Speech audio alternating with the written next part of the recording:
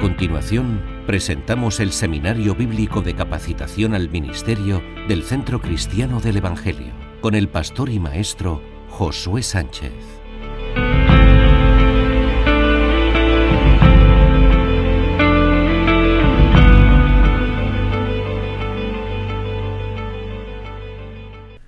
Saludos mis hermanos, bienvenidos a una nueva clase del Seminario Bíblico de Capacitación al Ministerio. Hoy comenzamos nueva asignatura que se llama Teología Sistemática. Es la asignatura más larga de todas las que vamos a ver en el seminario. Nos va a llevar aproximadamente unos 6 meses, así que pues Dios mediante estaremos terminándola en septiembre, a finales de septiembre seguramente, con ese parón que vamos a hacer en verano. Y es extensa, es larga, porque abarca mucha temática. Vamos a ver todas las doctrinas principales que encontramos en las Escrituras, los fundamentos de nuestra fe.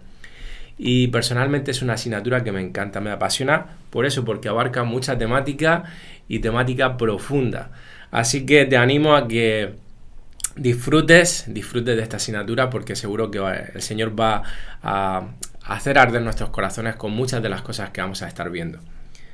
Bueno, la palabra teología, como ya vimos en la presentación del seminario, viene de 2 palabras griegas que combinadas significan el estudio de Dios. Theos es Dios y logía viene de logos, que significa razonamiento o estudio, es decir, el estudio de Dios. ¿Y por qué se le conoce como sistemática, teología sistemática? Bueno, es muy sencillo, porque reúne todas las doctrinas principales de la Biblia y las agrupa de forma organizada, es decir, las sistematiza para poder estudiarlas.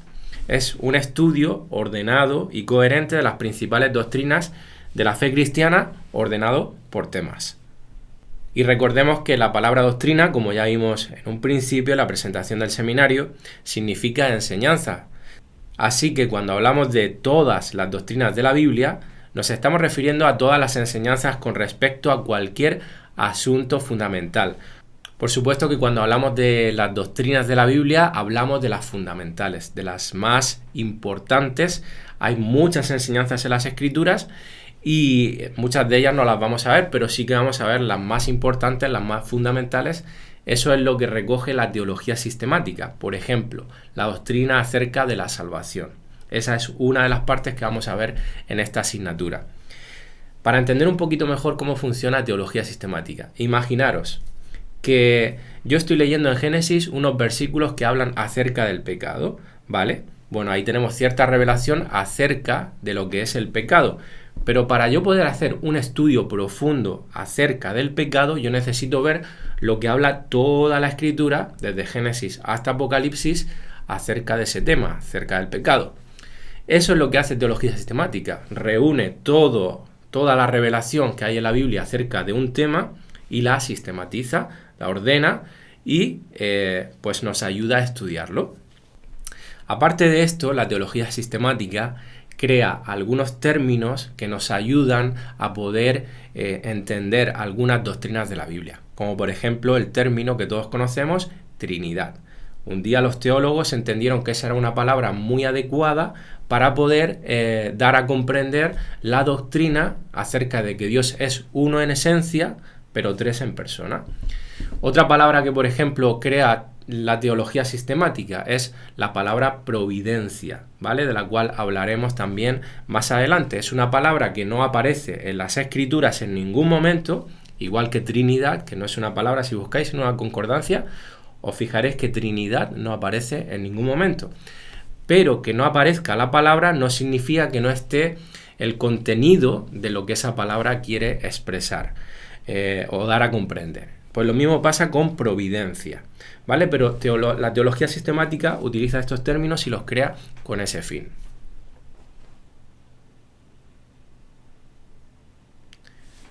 Bueno, vamos a dividir nuestro estudio en 8 partes, siguiendo el orden que vais a ver a continuación en pantalla, en estas diapositivas.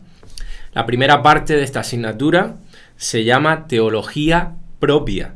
Y esto, aunque suene muy raro, es muy sencillo. La doctrina acerca de Dios mismo. Por eso es teología propia, el estudio de Dios mismo. De cómo es Él, de sus atributos, su carácter, su esencia, su voluntad y su providencia. La segunda parte de la asignatura va a ser angelología. En esta segunda parte lo que vamos a estar viendo es la doctrina de los ángeles, de Satanás y de los demonios. Algunos hacen una separación entre ángeles y demonios y llaman a una parte angelología y a otra demonología.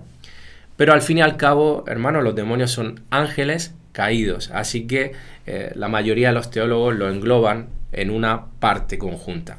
Lo de angelología viene del griego ángelos, que significa ángeles. Tercera parte es antropología, que es la doctrina del hombre, de cómo fue creado el hombre, de su naturaleza, y este nombre de antropología viene del griego andropos, que significa hombre. La cuarta parte que vamos a ver es hamartiología, que es la doctrina del pecado. Viene del griego hamartia, que significa pecado. La quinta parte, cristología, que es la doctrina acerca de la persona de Jesucristo y de su obra de expiación y redención. La sexta parte, neumatología. Vamos a ver ahí la doctrina del Espíritu Santo y su obra. Y este nombre, neumatología, que suena un poco raro, viene del griego neuma, que significa espíritu. Como os habréis percatado, a todas estas partes de la teología sistemática le han puesto un nombre basado basado en su palabra en griego.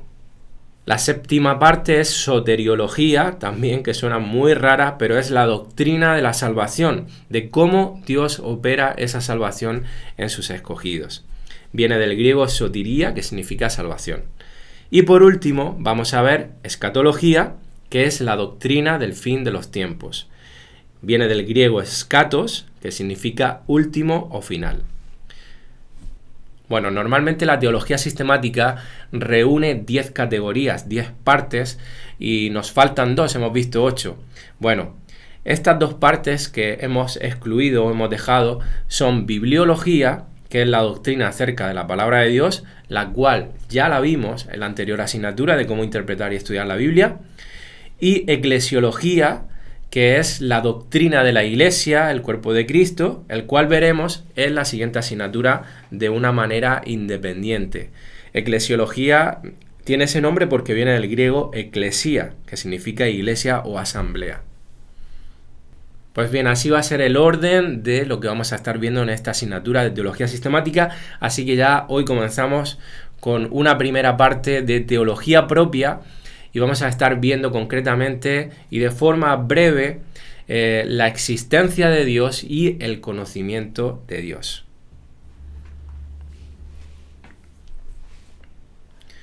La Biblia asume y da por sentada la existencia de Dios. En ningún momento vemos a Dios intentando justificar y demostrar su existencia con argumentos. No, el Señor lo da por sentado y empieza la Biblia de esta manera. En Génesis 1.1 dice: en el principio creó Dios los cielos y la tierra. Es decir, Dios ya estaba, Dios ya existía, no hace falta argumentar nada, lo da por hecho, lo da por sentado. Y es que el Señor, hermanos, al ser humano nos ha dado y nos ha revelado su existencia a través de la naturaleza, como ya estuvimos viendo, y a través de una conciencia interior en el ser humano que no tiene excusa para decir que Dios no existe. Lo que pasa es que, endurecido por el pecado, el ser humano llega a decir que Dios no existe y se rebela contra ese conocimiento que tiene en su interior y se autoconvence de que realmente Dios es un engaño, es una mentira, es una creación de la mente del ser humano. Esto nos lo revela claramente Pablo en su epístola a los Romanos. En el capítulo 1, versículos 19 al 25 dice: porque lo que de Dios se conoce les es manifiesto, pues Dios se lo manifestó. Porque las cosas invisibles de Él, su eterno poder y deidad, se hacen claramente visibles desde la creación del mundo, siendo entendidas por medio de las cosas hechas, de modo que no tienen excusa. Pues habiendo conocido a Dios, no le glorificaron como a Dios, ni le dieron gracias, sino que se envanecieron en sus razonamientos, y su necio corazón fue entenebrecido. Profesando ser sabios, se hicieron necios, y cambiaron la gloria del Dios incorruptible en semejanza de imagen de hombre corruptible, de aves, de cuadrúpedos y de reptiles. Por lo cual también Dios los entregó a la inmundicia en las concupiscencias de sus corazones, de modo que deshonraron entre sí sus propios cuerpos, ya que cambiaron la verdad de Dios por la mentira, honrando y dando culto a las criaturas antes que al Creador, el cual es bendito por los siglos. Amén. Bueno, es claramente revelador lo que aquí Pablo nos expresa, inspirado por el Espíritu Santo, y nos habla de que el hombre, al escoger la mentira, está rechazando la verdad que ya ha sido implantada dentro de su corazón en un fuero interno por Dios mismo y en la misma creación. Aún en el caso de esos ateos extremos, cerrados, ellos suprimen a propósito la verdad. El ser humano no tiene un problema intelectual, el ser humano tiene un problema de corazón, un problema espiritual que le hace negar a Dios. No es un problema de inteligencia para darse cuenta de que hay un creador, un diseñador inteligente de todo lo que existe, pero tiene un problema en su corazón que reniega de ese creador, que reniega de Dios.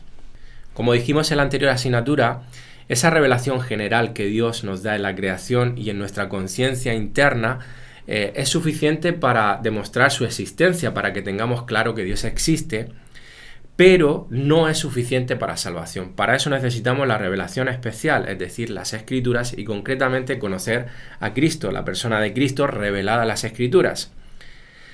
Pero independientemente de todo esto, de que Dios en ningún momento muestre la intención de argumentar su existencia en las Escrituras, los teólogos para derribar argumentos y objeciones, prejuicios de algunas personas, han descrito 3 argumentos filosóficos que pueden ayudar a esto precisamente. Estos argumentos no pueden, convencer a nadie, pero pueden ayudar.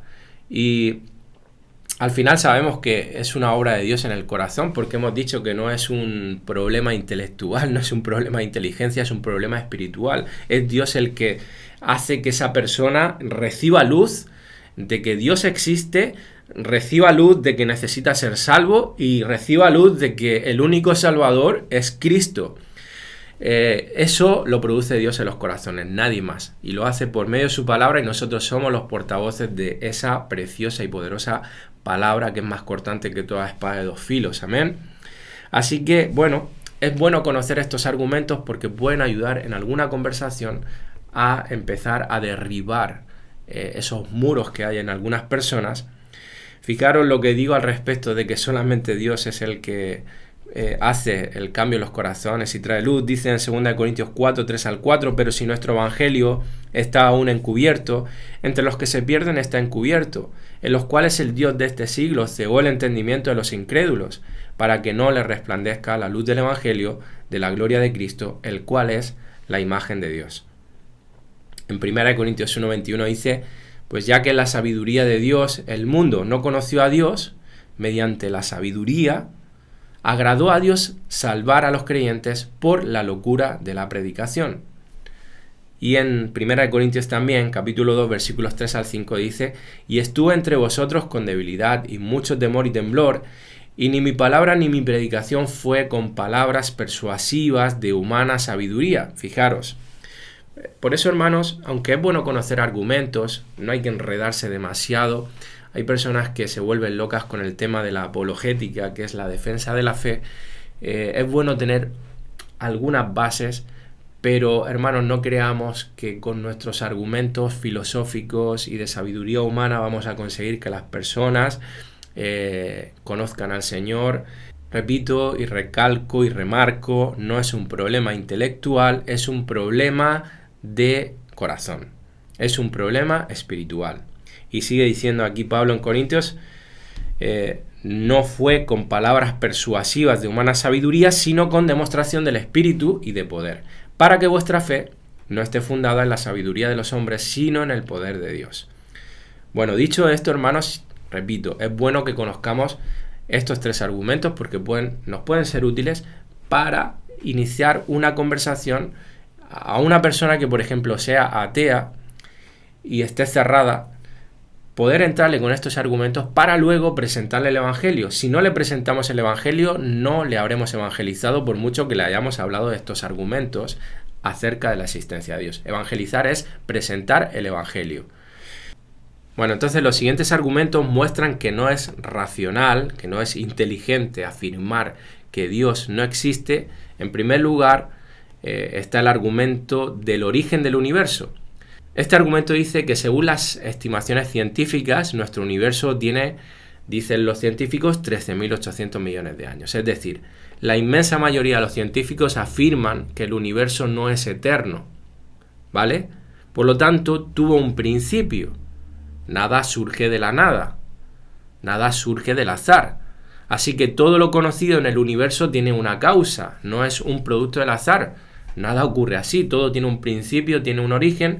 Por lo tanto, tuvo que haber una inteligencia y poder superior eterno al que nadie creara que pudiera crear el universo. Es decir, Dios. Dios es la causa última de todas las causas. No sé si esto suena un poco extraño, pero creo que se entiende lo suficiente. Es decir, si el universo, resumiendo, no es eterno, alguien lo tuvo que crear. Alguien que tuviera la capacidad de crear lo que es el universo.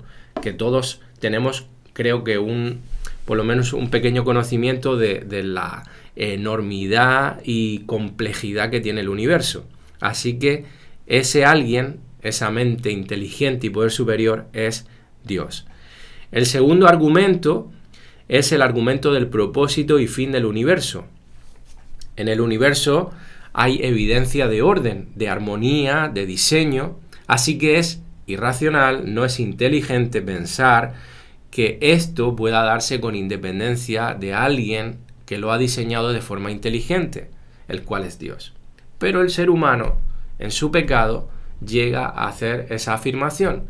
Y aquí tengo una imagen en pantalla que encontré, que la publiqué hace varios años, me parece que 6 años ya, en las redes sociales, que habla de lo que un ateo dice. Fijaros esta mano robótica creada por el ser humano, para ellos eso es diseño inteligente. En cambio, una mano humana, que es muchísimo, pero muchísimo más compleja que una mano robótica, ahí tenéis las partes en inglés, pero bueno, ahí podéis haceros una idea de todo lo que hay dentro de una mano, con los nervios, con los músculos, con las venas, todo lo que es una mano, la piel, etcétera. Bueno, ellos dicen que eso surgió del azar.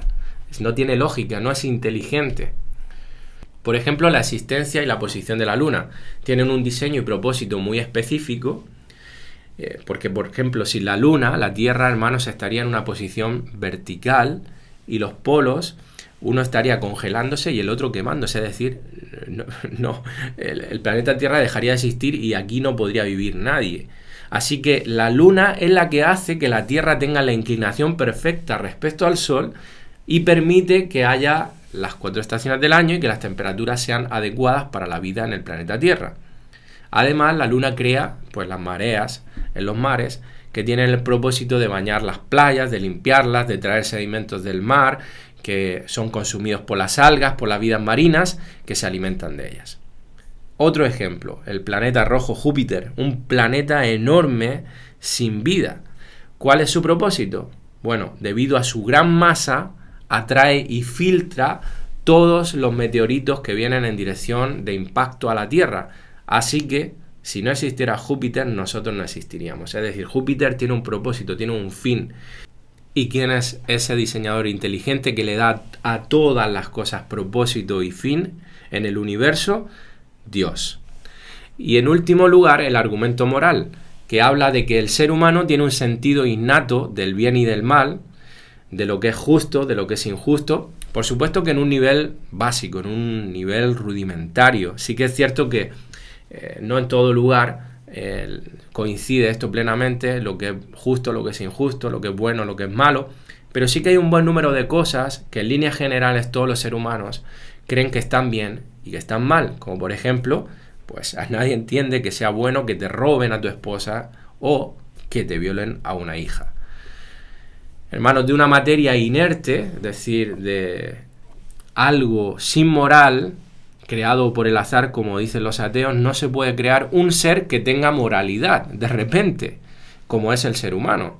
Así que este argumento dice que tiene que haber un Dios detrás, un Dios que sea el dador moral del concepto del bien y del mal en nuestras conciencias. Bueno, ahora pasamos a nuestro segundo punto que vamos a ver en la clase de hoy, que es el conocimiento de Dios. Bueno, hay algo, hermanos, que tenemos que tener muy claro. Yo espero yo espero que todos los que estéis haciendo este seminario, todos los que estéis viendo este vídeo, seáis personas que habéis sido salvas, que hayáis nacido de nuevo, que vuestro corazón se ha regenerado. Por lo tanto, ya tenéis un entendimiento de Dios, tenemos un entendimiento de Dios, hermanos. Cuanto más años llevas en el Señor, cuanto más tiempo le has dedicado al estudio, pues has adquirido una mayor revelación de Dios y de lo que Dios revela en su palabra. Pero a pesar de eso, hermanos, tenemos que reconocer humildemente de que somos seres humanos con una mente finita, hermanos. Tenemos límites, tenemos limitaciones. Nuestro conocimiento de Dios está limitado. Nuestra teología siempre estará limitada. Juan Calvino dijo en una ocasión: lo finito, es decir, nosotros, nuestras mentes, no pueden comprender lo infinito. Y aquí se estaba refiriendo, por supuesto, a una comprensión completa, plena. Nosotros podemos comprender hasta donde Dios ha permitido, hasta donde Él ha querido revelarse a nuestras vidas. R.C. Sproul dice: nuestras mentes son finitas y no tienen la capacidad para comprender todo lo que Dios es. Sus caminos no son nuestros caminos. Sus pensamientos no son nuestros pensamientos. Dios sobrepasa nuestra habilidad de comprender su plenitud. Esto lo dice en un libro que escribió que se llama Todos somos teólogos. De hecho, hermanos, no me atrevería incluso a decir que cuando estemos en el cielo vamos a comprender por completo a Dios, porque vamos a seguir siendo personas con límites. Vamos a tener una mente finita, porque si no seríamos Dios. El único que no tiene límites, el único que es infinito es Dios. Por lo tanto, nosotros vamos a seguir descubriendo a Dios por la eternidad. Por supuesto que seguramente tendremos una comprensión más plena, porque veremos a Dios cara a cara, porque tendremos un cuerpo glorificado, hermanos, pero seguiremos teniendo límites, y gloria a Dios por ello, porque por la eternidad vamos a tener motivos para asombrarnos ante su grandeza, ante su majestad, ante ese Dios trino precioso y glorioso. Amén. En teología, hermanos, nosotros podemos llegar hasta donde podemos llegar, dentro de las limitaciones que tenemos como seres humanos y hasta donde Dios nos ha querido dar revelación y sabiduría. Dice en Romanos 11, 33 al 34: «Oh profundidad de las riquezas, de la sabiduría y de la ciencia de Dios, cuán insondables, sin fondo son sus juicios, inescrutables sus caminos», es decir, que no se pueden comprender, porque ¿quién entendió la mente del Señor o quién fue su consejero? El Salmo 145, 3 dice: «Grande es Jehová y digno de suprema alabanza, y su grandeza es inescrutable». De nuevo esta palabra, es decir, que no puede ser averiguado o comprendido. Así que ninguna teología explicará en toda su plenitud a Dios y sus caminos, porque Dios es infinita y eternamente más alto que nosotros. Por lo tanto, cualquier intento de describirlo se quedará corto siempre, hermanos, siempre. Por ejemplo, hermanos, cuando hablamos de la Trinidad, es un misterio para nosotros.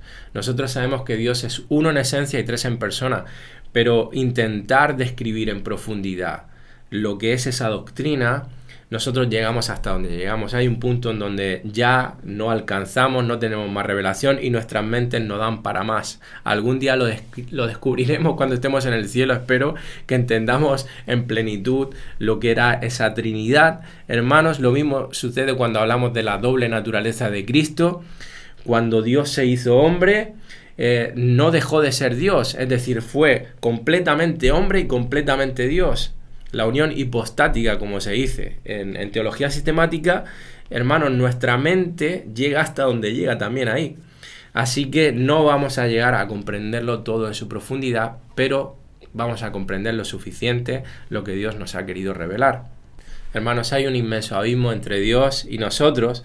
Sin embargo, Dios quiere que le conozcamos a través de lo que Él nos ha revelado en su palabra, que no es poco, ¿eh? Tenemos toda una vida para escudriñar y no dejar de profundizar en toda esa revelación que es inacabable. De hecho, hermanos, yo lo considero como un inmenso océano. ¿Sabéis las profundidades del océano cómo son? Bueno, pues así es la Escritura, hermanos. Todo lo que Dios nos ha revelado aquí da para una vida y para más. Así que al final de nuestros días solamente podremos decir solo sé que no sé nada, porque lo que sabemos, hermanos, es poco en comparación con lo que Dios es. Y esta verdad nos tiene que ayudar a mantener un corazón humilde al tiempo que crecemos en el conocimiento del Señor y de las Escrituras, de lo que el Señor nos ha revelado. Así que, por mucho que conozcamos, hermanos, apenas estamos chapoteando en la orilla de ese mar, de ese océano infinito, de sabiduría, de gloria, de belleza, de majestad. Pero al mismo tiempo nos hace estar expectantes y anticipar el gozo de la vida venidera, en donde estaremos descubriendo a nuestro amado Dios. Y como dice Juan 17:3, esta es la vida eterna, que te conozcan a ti, el único Dios verdadero, y a Jesucristo, a quien has enviado. Por tanto, hermanos, debemos tener claro que aunque hacemos una sistematización de todo lo que Dios nos ha revelado en las Escrituras acerca de Él y de todas las cosas que nos ha revelado, Dios es tan grande que no puede ser sistematizado. Es imposible porque su ser es infinito y nuestras mentes, como hemos dicho, son finitas. Pero aún así, Dios quiere que nosotros nos metamos de pleno y de lleno en lo que Él nos ha revelado, porque ese conocimiento es verdadero, es suficiente para conocer verdaderamente a Dios y todo lo que necesitamos para vivir en esta tierra, hermanos, dándole gloria al Señor y tener intimidad y comunión con nuestro amado Dios, que se ha hecho nuestro Padre. Así que dice en Deuteronomio 29:29, las cosas secretas pertenecen a Jehová nuestro Dios, mas las reveladas son para nosotros y para nuestros hijos para siempre, para que cumplamos todas las palabras de esta ley. Y en 1 Juan 5:20, la Nueva Traducción Viviente dice, y sabemos que el Hijo de Dios ha venido y nos ha dado entendimiento, para que podamos conocer al Dios verdadero. Y ahora vivimos en comunión con el Dios verdadero, porque vivimos en comunión con su Hijo Jesucristo. Él es el único Dios verdadero y Él es la vida eterna. Así que al Señor nos ha placido darnos esa luz, darnos ese conocimiento. Es una gracia de Dios sobre nuestras vidas. Y le podemos conocer, por supuesto, en la medida en la que el Señor se revela en su gracia a nosotros. Como dice en Mateo 11:25-28, en aquel tiempo Jesús respondió y dijo, te alabo, Padre, Señor del cielo y de la tierra, porque escondiste estas cosas de los sabios y de los entendidos, y las revelaste a los niños. Sí, Padre, porque así te agradó. Todas las cosas me fueron entregadas por mi Padre, y nadie conoce al Hijo sino el Padre, ni al Padre conoce a alguno sino el Hijo. Ojo lo que dice aquí, hermanos, y aquel a quien el Hijo lo quiera revelar.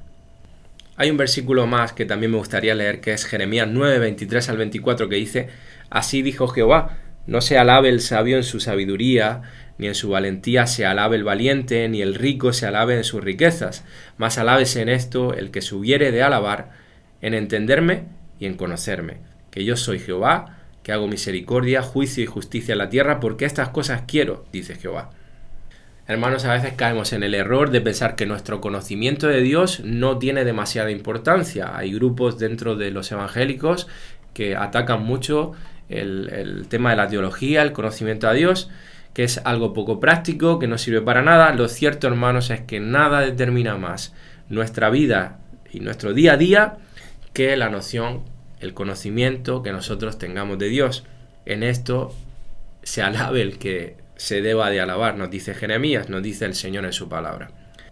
A.W. Tozer, en uno de sus libros, dice, lo que nos viene a la mente cuando pensamos en Dios es lo más importante que puede decirse de nosotros.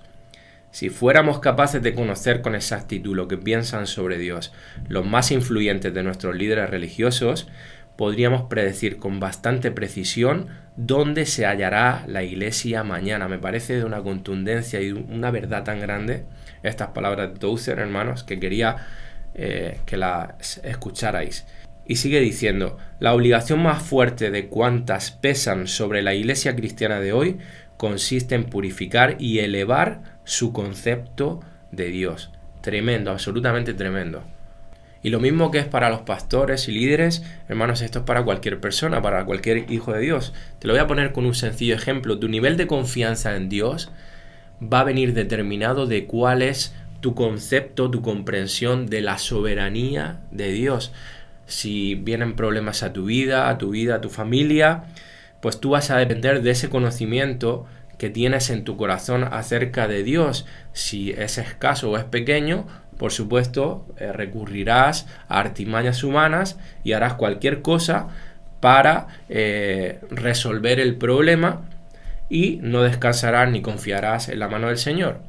Por lo tanto, tu teología afecta directa y proporcionalmente a tu vida diaria muchísimo más de lo que te imaginas.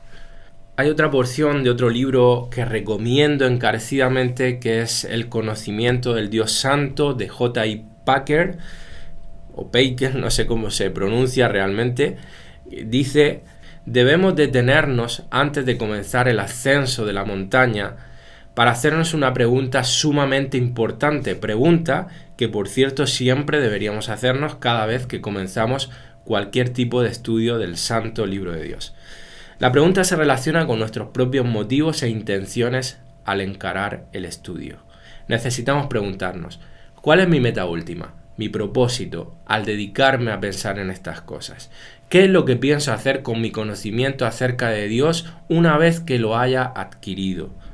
Porque el hecho que tenemos que enfrentar es el siguiente: si buscamos el conocimiento teológico por lo que es en sí mismo, terminará por resultarnos contraproducente, nos hará orgullosos y engreídos. La misma grandeza del tema nos intoxicará y tenderemos a sentirnos superiores a los demás cristianos debido al interés que hemos demostrado en él y a nuestra comprensión del mismo. Tenderemos a despreciar a las personas cuyas ideas teológicas nos parezcan toscas e inadecuadas y a despacharlas como elementos de muy poco valor. Porque como le dijo Pablo a los ensoberbecidos corintios, el conocimiento envanece. Si alguno se imagina que sabe algo, dice en 1 Corintios 8:2, aún no sabe nada como debe saberlo. Lo repito, hermanos, porque este versículo es clave y fundamental. Si alguno se imagina que sabe algo, aún no sabe nada como debe saberlo. Por eso decía yo antes, solo sé que no sé nada. Si adquirir conocimientos teológicos es un fin en sí mismo, si estudiar la Biblia no representa un motivo más elevado que el deseo de saber todas las respuestas, entonces nos veremos encaminados directamente a un estado de engreimiento y autoengaño. Debemos cuidar nuestro corazón a fin de no abrigar una actitud semejante y orar para que ello no ocurra. No puede haber salud espiritual sin conocimiento doctrinal, por supuesto. Pero también es cierto que no puede haber salud espiritual con dicho conocimiento si se lo procura con fines errados y se lo estima con valores equivocados. En esta forma, el estudio doctrinal puede realmente tornarse peligroso para la vida espiritual y nosotros hoy en día, en igual medida que los corintios en la antigüedad, tenemos que estar en guardia a fin de evitar dicho peligro. Hermanos, nuestro deseo tiene que ser el de conocer a Dios mismo y deleitarnos en Él, no adquirir conocimiento para creernos mejores o que sabemos más que los demás. Tomemos muy en consideración estas palabras de Packer en este espectacular libro, El conocimiento del Dios Santo. Lo leí hace un año y medio aproximadamente y es un libro que te recomiendo absolutamente.